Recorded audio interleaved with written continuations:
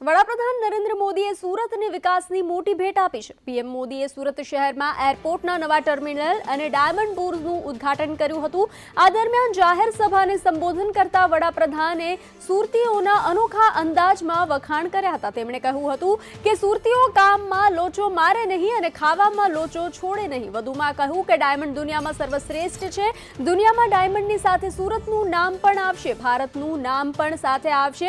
Diamond bourse નવા ભારત નવા સામર્થ્ય અને નવા ભારતના સંકલ્પનું પ્રતીક છે। મને કેટલાક ભાગ જોવા મળ્યા છે, પરંતુ મેં લોકોને કહ્યું કે તમે એન્વાયરમેન્ટના વકીલ છો તો ગ્રીન બિલ્ડિંગ શું હોય તે બતાવો। વિદ્યાર્થીઓને બોલાવી બતાવો કે આધુનિક ઇન્ફ્રાસ્ટ્રક્ચરની દુનિયા શું છે। સુરત પાસે ઇતિહાસનો અનુભવ, વર્તમાનમાં રફતાર અને ભવિષ્યની દૂરંદેશી, એનું નામ સુરત। અને અમારું સુરત એવું કે કામમાં લોચો મારે નહીં અને ખાવામાં લોચો છોડે નહીં।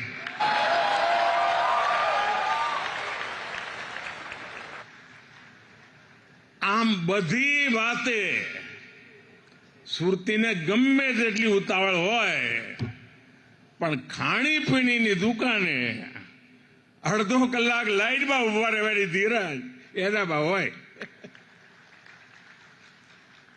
વરસાદ જોધમાર પડ્યો હોય ને ઢીચણ સુધી પાણી હોય, પણ ભજીયાની લારીએ જવાડું એટલે જવાડું। શરદ પૂનમે ચંડી પડવો, દુનિયા આખી ધાબા પર જાય, અમારો હુડતી ફૂટપાથ પર પરિવાર સાથે ગારી ખાતો હોય। અને મોજી એવો સાહેબ કે નાકા પરનું સર્કલમાં અહીંયા આટો મારવા ના જાય, પણ વિશ્વ આખું ફરે। अब दुनिया में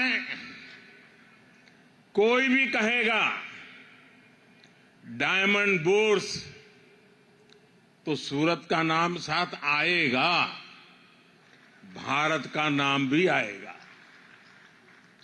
सूरत डायमंड बुर्स भारतीय डिजाइन, भारतीय डिजाइनर्स, भारतीय मटेरियल और भारतीय कंसेप्ट के सामर्थ्य को दिखाता है।